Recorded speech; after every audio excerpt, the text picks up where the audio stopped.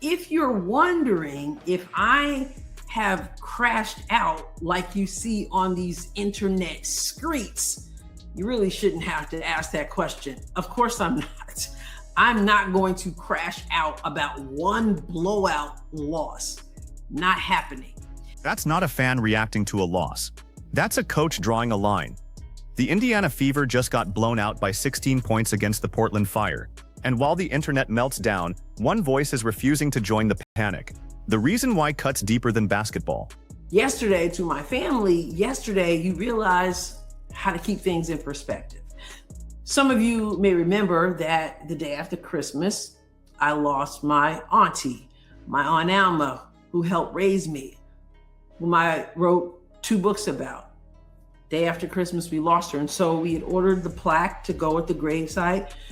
And it takes a while to come in. It finally... Here's the context everyone screaming online is missing. The day after Christmas, this commentator lost her Aunt Alma, the woman who helped raise her. The grave marker just arrived. Her sister had to visit the site alone because she lives over 1,000 miles away. And the same night, her niece ended up in the emergency room. So when she says it's just a game, she means it from a place most of the outraged crowd never has to visit.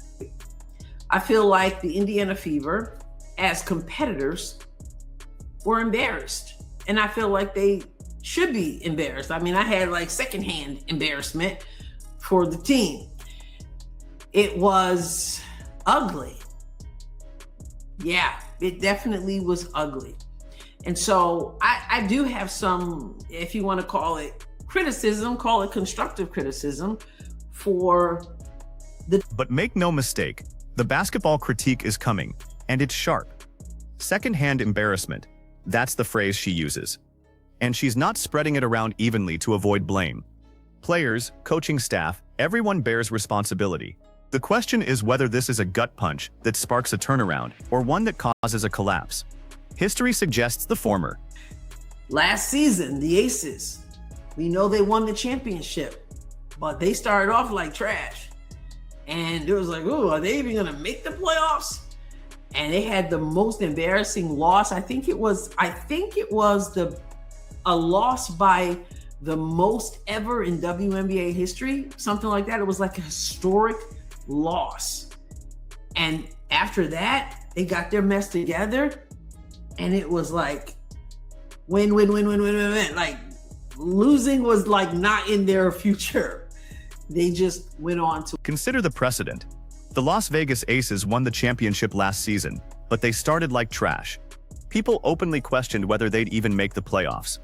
They suffered one of the most lopsided losses in recent WNBA memory. And then, win after win after win. The blowout wasn't the end of their season. It was the wake-up call that launched it. That's the lens to use on Indiana right now. So let's get to what actually went wrong, because the conversation online has fixated on one moment. Caitlin Clark subbed out at 6 minutes and 30 seconds into the first quarter. People claim everything shifted right there.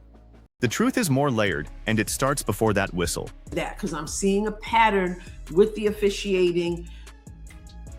We thought it was going to be better this season. I feel like it's not. It seemed to be, but now it's not. So Caitlin picks up an early foul. Now, Coach Stephanie said that Caitlin was going to come out because that's the typical rotation. And you know, Michael, who's been on the show, just was on the show again. We did a live stream together. He does great fever analysis, and he went back and he looked at some things, and he said it has been that same substitution pattern like 4 times. He also broke down the different times Caitlin has come in and out of the game for each of the games. The officiating pattern is the first thread. There was hope the refs would be better this season. Early on, it looked that way. Now, not so much. Coach Stephanie White stated Clark came out because that's the typical rotation, and Fever analyst Michael went back and confirmed it. That same substitution pattern has appeared roughly 4 times across different games. Sometimes Indiana won, sometimes they lost. So the substitution itself wasn't the deciding factor. What was the deciding factor? Clark picked up an early foul. And there's a trend forming that Fever fans need to brace for, because it is not going away. So, ISO Caitlin, they're banking on her not being able to defend, and then they can get the bucket, or they're going to get her in foul trouble. We saw it in the previous game against Golden State. We're seeing it. We saw it again against Portland on Saturday, and we're likely to see it again because, as they say, if it ain't broke, don't isolate Caitlin Clark. That's the blueprint.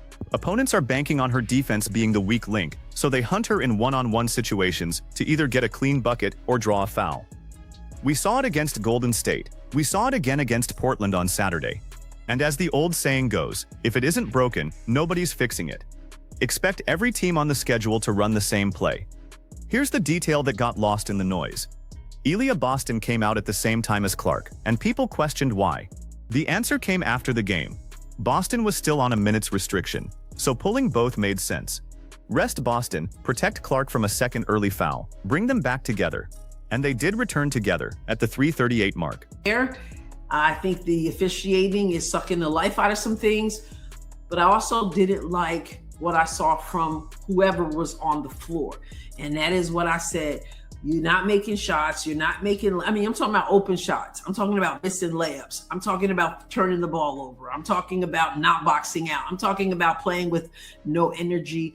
And that's, for some reason on the West Coast, we tend to struggle, etc. But yeah. But the substitutions are a distraction from the real problem. When you go back and watch the tape, the effort simply wasn't there. Missed box-out assignments, missed layups, shots thrown clean over the backboard. No defensive stops, which meant no chance to get out and run. And when Portland started hitting shots, they couldn't miss. Some of the officiating was genuinely tiki-tack, sucking the life out of the flow. But you cannot blame the refs for open misses and lazy energy. So here's the part everyone's been missing, and it's the single biggest tactical failure of the night. It wasn't Caitlin Clark. It was a coaching decision repeated over and over until Portland turned it into a weapon. They chose to switch on every screen. And that was a problem because they're setting, a big is setting a screen.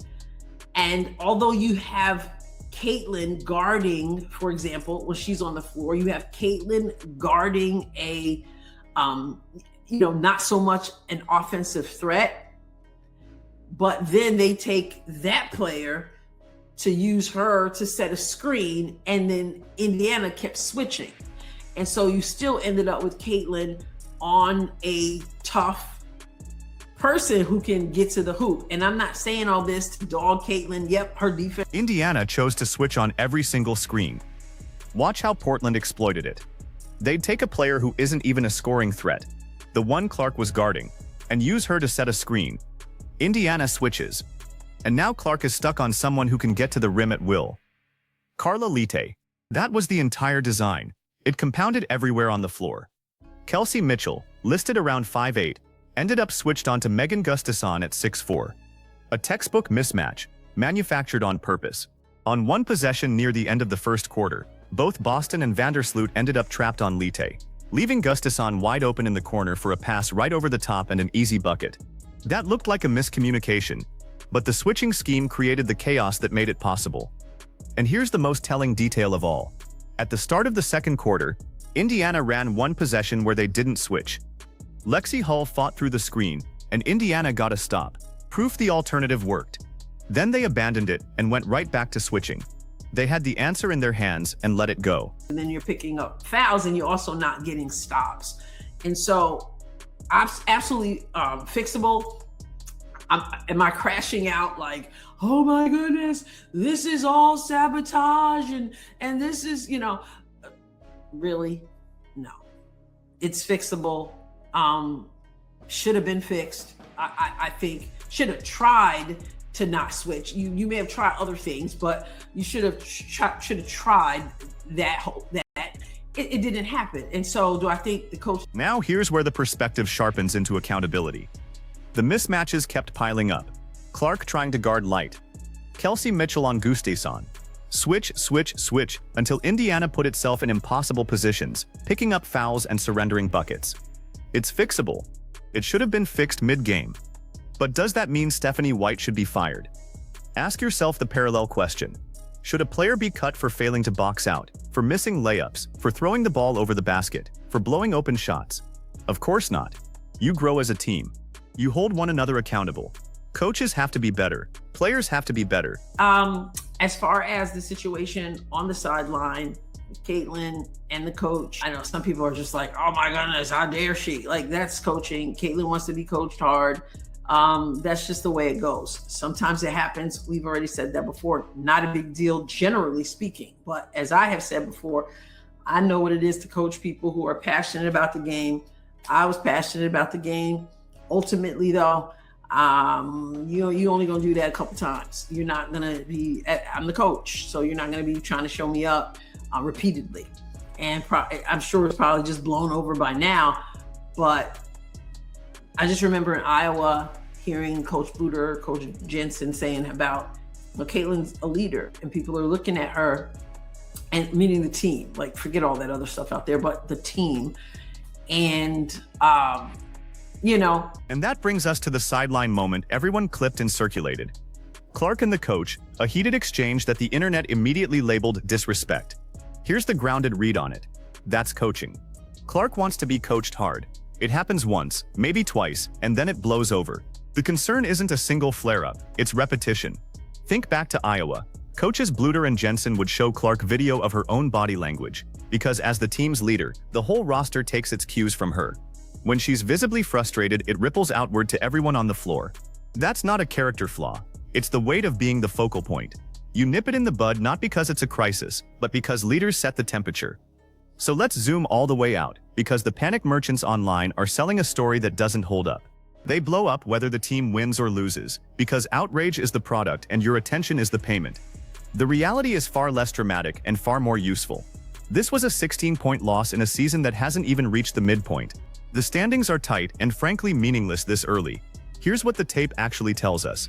Portland deserves real credit. They didn't just get lucky. They identified Indiana's switching scheme, attacked the Clark isolation relentlessly, hit ridiculous contested shots, and exposed a defensive game plan that Indiana refused to adjust.